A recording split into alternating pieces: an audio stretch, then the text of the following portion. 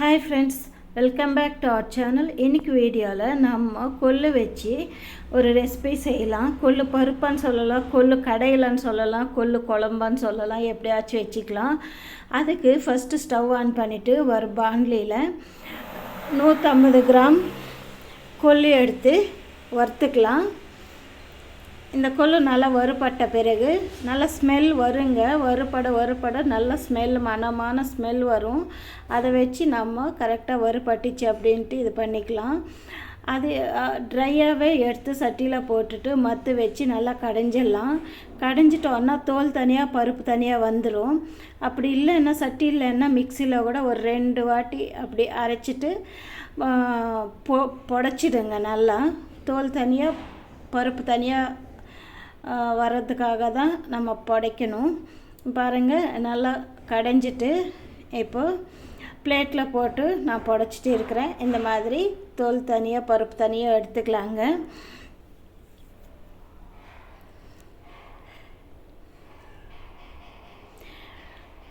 இந்த கொள்ளு பருப்பு கொள்ளு கடையல், கொள்ளு குழம்பு எதுவாவது இருக்கட்டும். கொள்ளு நம்ம இந்த குளிர்ச்சிக்கு ரொம்ப நல்லதுங்க. சளி பிடிக்காமல் இருக்கும். அதே மாதிரி சளி பிடிச்சிருந்தாலும் இந்த கொள்ளு ரசம், கொள்ளு குழம்பு, கொள்ளு பருப்பு சாப்பிட்றதுனால நமக்கு சளிக்கு ரொம்ப நல்லா கேட்கும்.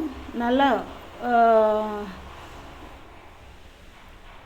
இப்போ குக்கரில் பருப்பு போட்டுட்டு அதுக்கு தேவையான காஞ்சி மிளகா ஒரு 7-8 காஞ்சி மிளகா போட்டிருக்கிறேங்க. குண்டு மிளகா தான் நான் போட்டிருக்கிறேன். கூட கொஞ்சம் மஞ்சள் தூள், பருப்புக்கு தேவையான தண்ணி எல்லாமே ஊற்றிட்டு தேவையான எண்ணெய் கொஞ்சம் ஒரு 1/2 ஸ்பூன் எண்ணெய் ஊற்றிக்கலாம். எண்ணெய் ஊற்றிட்டு இப்போது அதுக்கு பருப்புக்கு தேவையான தக்காளி, ஒரு தக்காளி கட் பண்ணி போட்டிருக்கிறேங்க. அதே மாதிரி ஒரு தக்காளி, ஒரு வெங்காயம் கட் பண்ணி சேர்த்துடலாம்.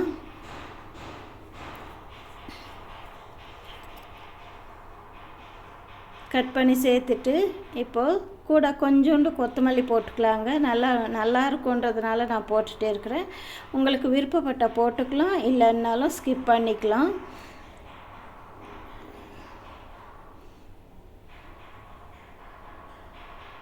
இந்த மழை காலத்துக்கும் சரி, அதே மாதிரி குளிர் காலத்துக்கும் சரி, இந்த கொள்ளு பருப்பு சூப்பராக அருமையாக இருக்குங்க. சாதத்துக்கும் சாப்பிட்டுக்கலாம், அதே மாதிரி சப்பாத்திக்கு வச்சு சாப்பிட்டுக்கலாம், இது களிக்கும் சாப்பிட்டுக்கலாம்.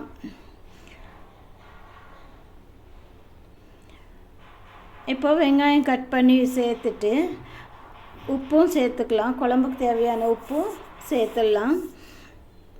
ஒரு 10 பல் பூண்டும் சேர்த்துக்கலாம்.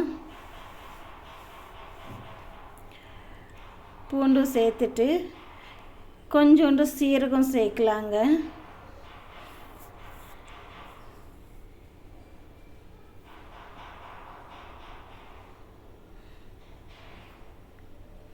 சீரகம் சேர்த்துட்டு இதுக்கு தேவையான புளியும் சேர்த்துடலாம்.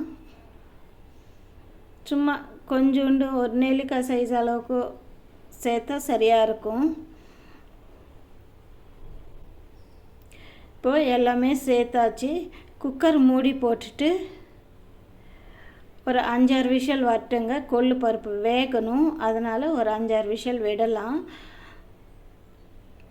கூட நம்ம புளியும் சேர்த்திருக்கிறோம், அதனால் எல்லாமே சேர்த்து வேகட்டும். புளி இருந்தால் சில டைமில் பருப்பு வேகாது, அதனால் ஒரு 5-6 விசில் விட்டுடலாம்.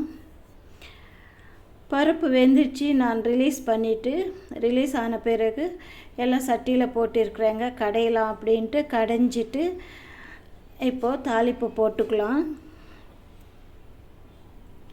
அதுக்கு ஒரு கடாயில் 2 ஸ்பூன் எண்ணெய் சேர்த்துக்கலாம். கடுகு, உளுத்தம்பருப்பு சேர்த்துக்கலாம்.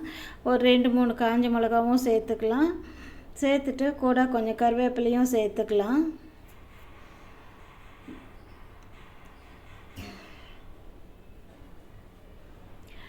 கருவேப்பிலையும் சேர்த்துட்டு நம்ம கடைஞ்சி வச்சுருக்கிற கொள்ளு பருப்பும் சேர்த்துடலாம்.